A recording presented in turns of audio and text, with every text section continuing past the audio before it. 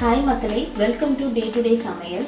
Last வீடியோவில் நம்ம jackfruit biryani பண்ணியிருந்தோம். நிறைய பேர் பார்த்துட்டு சப்ஸ்கிரைப் பண்ணி சப்போர்ட் பண்ணியிருந்தீங்க. சப்ஸ்கிரைப் பண்ணவங்க எல்லாத்துக்கும் ரொம்ப தேங்க்ஸ். சப்ஸ்கிரைப் பண்ணாமல் நிறைய பேர் பார்த்துருக்கீங்க. இனி வர வீடியோவில் லைக் அண்ட் சப்ஸ்கிரைப் பண்ணி பாருங்கள். அப்போ தான் அடுத்தடுத்த வீடியோ கூட எங்களுக்கு மோட்டிவேட்டடாக இருக்கும். ஓகே, இன்றைக்கி நம்ம என்ன சமையல் பண்ண போகிறோம்னா மஷ்ரூமில் தலப்பாக்கட்டி பிரியாணி குக்கர் யூஸ் பண்ணி ஹோம் ஸ்டைலில் பண்ண போகிறோம். வாங்க வீடியோக்குள்ளே போகலாம். குக்கர் வச்சாச்சுங்க. இப்போ நம்ம 200 ml ஆயில் ஊற்றிக்கலாம்.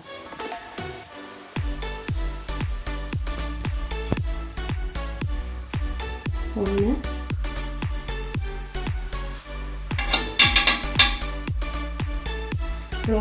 ஒரு 1.5 ஸ்பூன் பார்த்தீங்கன்னா நெய் போட்டுக்கலாம். ஒரு 1.5 ஸ்பூன் நெய் போட்டுக்கலாம். இது ஒரு டேபிள் ஸ்பூனுக்கு ஒரு டேபிள் ஸ்பூன் வரும் நமக்கு.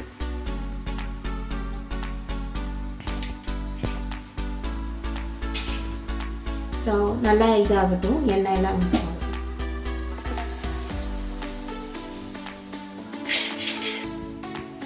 நெய் நல்லா மெல்ட் ஆயிடுச்சுங்க. எண்ணெயோட கொஞ்சம் நல்லா மிக்ஸ் ஆயிடுச்சு. இப்போ அடுத்தது நம்ம ஸ்பைசஸ் ஆட் பண்ணிக்கலாம்.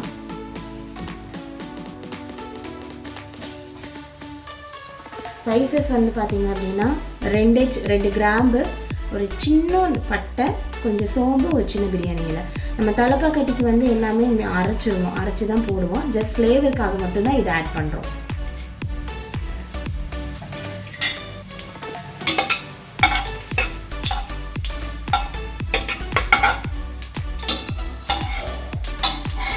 அடுத்து ஆனியன் போட்டுக்கலாம்.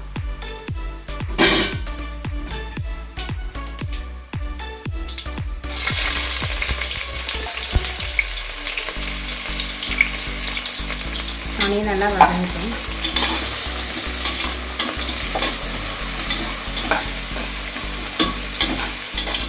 ஆனியன் ப்ரௌன் கலரில் வரட்டுங்க. ரொம்ப அப்படியே போட்டு கரண்டி போட்டு வதக்கிட்டே இருக்க வேண்டாம். ப்ரௌன் கலர் வரட்டும், அப்படியே விட்டுறலாம். வெங்காயம் நல்லா வதங்கிடுச்சுங்க. இந்த அளவுக்கு நல்லா வதங்கிடுச்சு. போதும். இங்கே பச்சை மிளகாய் போட்டுக்கலாம். பச்சை மிளகாய் ஒரு 4 பச்சை மிளகாய் போடுறேன். கீரை வேண்டாம், அப்படியே போட்டுக்கோங்க. இப்போ நம்ம பிரியாணி எந்த அளவில் பண்ணுறோம்னா 1/2 கிலோ சீரக சம்பா ரைஸ்க்கு 1/2 கிலோ மஷ்ரூம் போட்டு 1 கிலோவுக்கு நம்ம பிரியாணி பண்ணுறோம். இது 2 வகை பதக்கிக்கலாம்.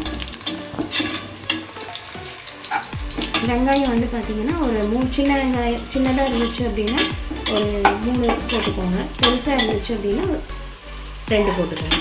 இப்போ அடுத்து பார்த்தீங்கன்னா நம்ம இஞ்சி, பூண்டு, சின்ன வெங்காயம், பச்சை மிளகாய் ஒரு 2, கொத்தமல்லி, புதினா இதெல்லாம் சேர்த்து நம்ம அரைச்சிருக்கோம். இதை நம்ம உள்ள சேர்த்துக்கலாம்.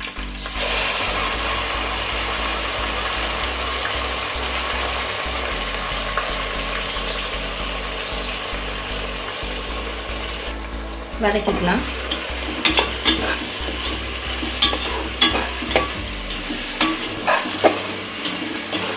இந்த பச்சை வாசம் நல்லா போகுங்க. பச்சை வாசம் போகலை அப்படின்னா உங்களுக்கு பார்த்தீங்கன்னா டேஸ்ட் இருக்கும். பட் என்னென்னா சாப்பிட்டதுக்கப்புறம் ஒரு மைல்டாக ஒரு கசப்பு தெரியும். ஸோ நல்லா வதக்கினா தான் அந்த பச்சை வாசமெல்லாம் போய் உங்களுக்கு டேஸ்ட்டும் நல்லா வரும். இதில் இஞ்சி பூண்டுக்கு ரேஷியோ பார்த்தீங்க அப்படின்னா இஞ்சி 50, பூண்டு 50 ஈக்குவலாக போட்டுக்கலாம். நீங்கள் கிராம் கணக்கு எடுக்கலை அப்படின்னாலும் வீட்டிலேருந்து நீங்கள் அளவு எடுக்கிறீங்கனாலும் இஞ்சி பாதி, அது பூண்டு பாதி போட்டுக்கோங்க.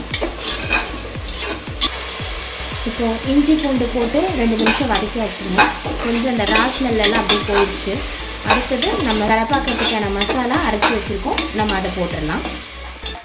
ஸோ இதில் நம்ம என்ன அரைச்சி வச்சுருக்கோம்னா வரமல்லி ஒரு 1.5 ஸ்பூன் போட்டிருக்கோங்க, சோம்பு ஒரு 1/4 ஸ்பூன், சீரகம் ஒரு 1/4 ஸ்பூன் போட்டிருக்கோம், பட்டை 2 பட்டை சின்னது, ஒரு சின்ன ஏலக்காய் ஒரு 4 கிராம்பு போட்டிருக்கோம், பிரியாணி இலை சின்னதாக ஒரு 2 போட்டிருக்கோம், கல்பாசி கொஞ்சம் போட்டிருக்கோம். இவ்வளோதான். இதை நம்ம ஆட் பண்ணிடலாம். ஆயிலே ஆட் பண்ணிடலாம். அப்போ தான் இந்த மசாலா நல்லா இறங்கும். தலப்பாக்கட்டி பிரியாணினாலே பார்த்தீங்கன்னா ஸ்பைசஸ் எல்லாமே அரைச்சி தான் போடுவாங்க. ஜஸ்ட் நம்ம முன்னாடி போடுறது லைட் அந்த ஃப்ளேவரிங்காக மட்டும்தான். மேக்ஸிமம் பார்த்தீங்கன்னா அவங்க ஸ்பைசஸ் எல்லாமே அரைச்சி தான் போடுவாங்க. இது நல்லா எண்ணெயில் வதங்கட்டும் 2 நிமிஷம்.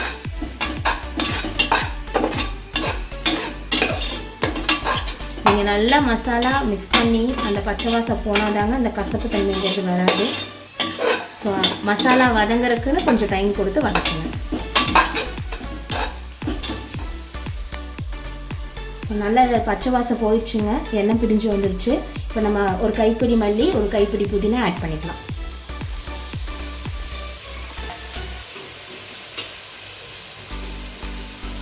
இதை அப்படியே மிக்ஸ் பண்ணி விட்டுக்கலாம்.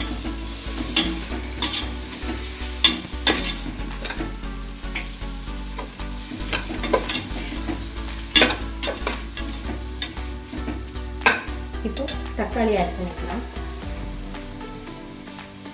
தக்காளி வந்து சின்ன சைஸ் தக்காளியாக இருந்துச்சுன்னா ஒரு 2 போட்டுக்கோங்க. இல்லை பெரிய சைஸாக இருந்துச்சுன்னா ஒரே ஒரு தக்காளி மட்டும் ஆட் பண்ணிக்கோங்க. அது ரொம்ப பொடி பொடியெல்லாம் கட் பண்ண வேண்டாம், கொஞ்சம் நீளமாக பெருசாகவே கட் பண்ணிக்கோங்க.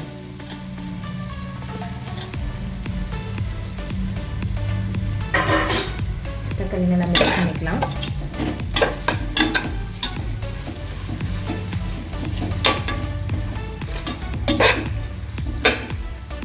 ஒரு 2 நிமிஷம் ஆகுதுங்க. இந்த தக்காளி இதெல்லாம் வதங்கிட்டோம்னா, தக்காளி சீக்கிரம் வதங்கணுங்கிறதுக்காக ஒரு 1/4 ஸ்பூன் உப்பு சேர்த்துக்கலாம். இந்த அளவுக்கு உப்பு ஆட் பண்ணிக்கலாம்.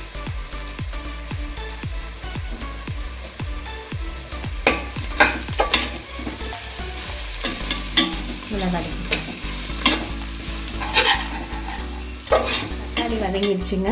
இப்போ வந்து தயிர் வந்து ஆட் பண்ணிக்கலாம். தயிர் வந்து பார்த்தீங்கன்னா 2 டீஸ்பூன் ஆட் பண்ணுறேன். உங்களுக்கு புளிப்பு பிடிக்கும் அப்படின்னா இன்னும் கொஞ்சம் சேர்த்து போட்டுக்கோங்க. இப்போ பாருங்கள், நம்மளோட தக்காளி வெங்காயம் அதெல்லாமே வந்து நல்லா வந்து மசாலா வந்து நல்லா மிக்ஸ் ஆகி ஒரு கிரேவி கன்சிஸ்டன்சிக்கு வந்துருச்சு. இப்படி தான் இருக்கணும். இதுக்கு அடுத்தது வந்து நம்ம மஷ்ரூம் வந்து ஆட் பண்ணிக்கலாம். இது பாருங்கள்,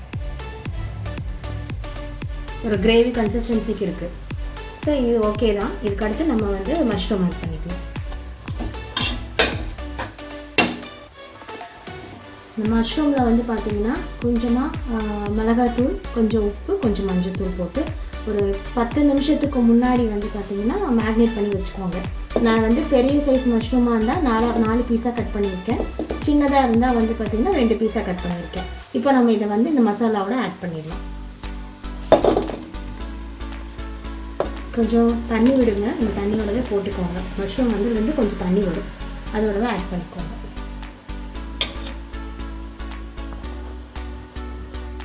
இப்போ இது நல்லா மிக்ஸ் பண்ணிக்கலாம்.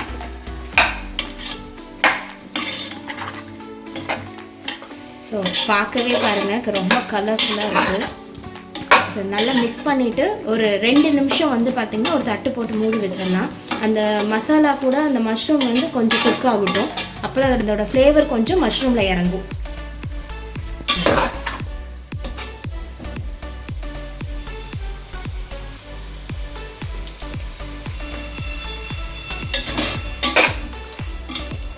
இப்போ பாருங்கள், மஷ்ரூம்லேருந்து நல்லா தண்ணி வந்து அந்த கிரேவி கன்சிஸ்டன்சிக்கு வந்துருச்சு. இப்போ நம்ம சீரக சம்பா அரிசிக்கு தேவையான தண்ணியை வந்து ஊற்றிக்கலாம். சீரக சம்பா அரிசிங்கிறனால ரொம்ப தண்ணி ஊற்ற வேண்டாங்க. 1 டம்ளருக்கு 1.5 டம்ளர் தண்ணி ஊற்றிக்கோங்க, கரெக்டாக இருக்கும். அரிசிக்கு தேவையான தண்ணி ஊற்றியாச்சு. இப்போ நம்ம உப்பு செக் பண்ணிக்கலாம். நம்ம ஆல்ரெடி வந்து தக்காளி வதங்கும் போது ஒரு 1/4 ஸ்பூன் உப்பு போட்டிருக்கோம். மஷ்ரூம்க்கு ஒரு 1/4 ஸ்பூன் உப்பு போட்டிருக்கோம். ஸோ எனக்கு இன்னும் பத்தலை, அதனால் நான் இன்னும் கொஞ்சம் உப்பு போட்டுக்கிறேன். நீங்கள் செக் பண்ணிவிட்டு உப்பு போட்டுக்கோங்க. நல்லா கொதிக்கட்டுங்க. ஒரு தட்டு போட்டு மூடி வச்சுக்கலாம். ஒரு 5 நிமிஷம் மூடி வச்சுக்கலாம்.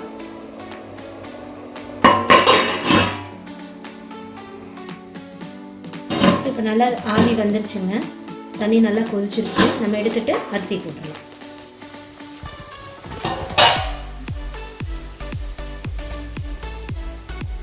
இது வந்து சீரக சம்பா அரிசிங்க. ஒரு டைம் வந்து வாஷ் பண்ணிவிட்டு ஒரு 10 நிமிஷம் ஊற வச்சு தண்ணி வடித்து வச்சுருக்கேன். இப்போ இந்த அரிசியை நம்ம உள்ளே ஆட் பண்ணிடலாம். உப்பு எதாவது செக் பண்ணுற மாதிரி இருந்துச்சுன்னா இந்த ஸ்டேஜில் உப்பு பத்தலைன்னா போட்டுக்கோங்க.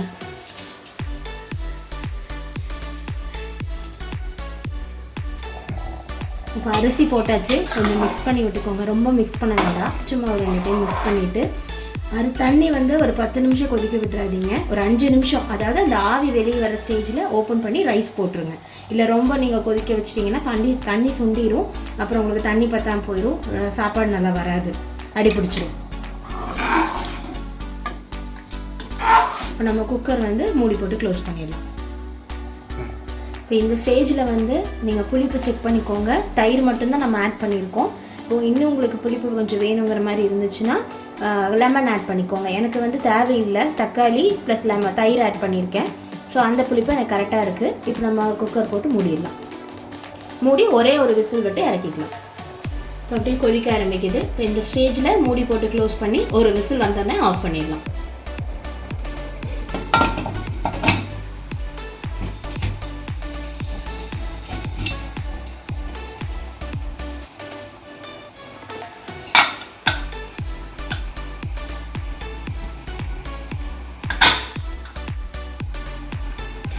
மீடியம் ஃப்ளேம்லேயே வச்சுக்கோங்க. ரொம்ப ஹையாக வைக்க வேண்டாம், லோவாகவும் வைக்க வேண்டாம். மீடியம்லேயே இருந்து ஒரு விசில் வந்தோடனே ஆஃப் பண்ணிவிட்டு பார்க்கலாம். ஒரு விசில் வந்தோடனே எப்படி வந்திருக்குன்னு நம்ம ஓப்பன் பண்ணி பார்க்கலாம். இப்போ ஒரு விசில் வந்துருச்சு, ஸ்டீம் நமக்கு இறங்கிருச்சு. நம்ம ஓப்பன் பண்ணி பார்க்கலாம் பிரியாணி எப்படி வந்திருக்குன்னு.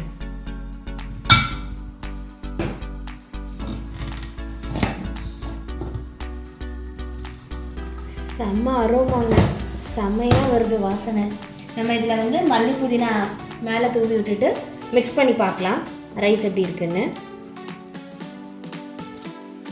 மிக்ஸ் பண்ணுவோம்.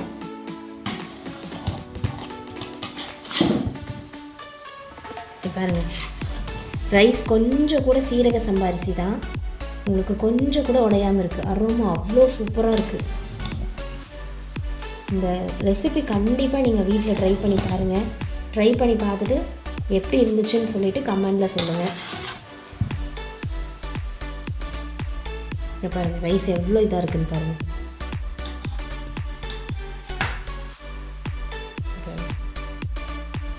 கொஞ்சம் கூட உடையல.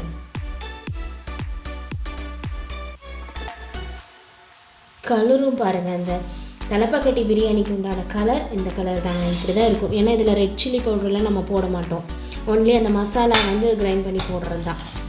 ஸோ இந்த கலரில் இருக்குது. இப்போ இதை நம்ம பிளேட்டிங் பண்ணிவிட்டு பார்க்கலாம். ஸோ பிளேட்டிங் பண்ணியாச்சு, பாருங்கள் எப்படி இருக்குன்னு. சீரக சம்பா ரைஸில் கொஞ்சம் கூட உடையில ரைஸு, அதே மாதிரி உங்களுக்கு குழஞ்சும் போகல, பர்ஃபெக்டாக வந்திருக்கு பிரியாணி. ஸோ டேஸ்ட்டும் செமையாக இருக்குது. நீங்கள் வீட்டில் ட்ரை பண்ணி பாருங்கள், நல்லாயிருக்கும். நல்லா இருக்கான்னு பார்த்துட்டு எனக்கு கமெண்ட் பண்ணுங்கள், எப்படி வந்துச்சுன்னு எனக்கு கமெண்ட் பண்ணுங்கள். லைக் பண்ணுங்கள், ஷேர் பண்ணுங்கள், சப்ஸ்கிரைப் பண்ணுங்கள். நெக்ஸ்ட்டு இன்னொரு வீடியோவில் மீட் பண்ணலாம். Bye friends.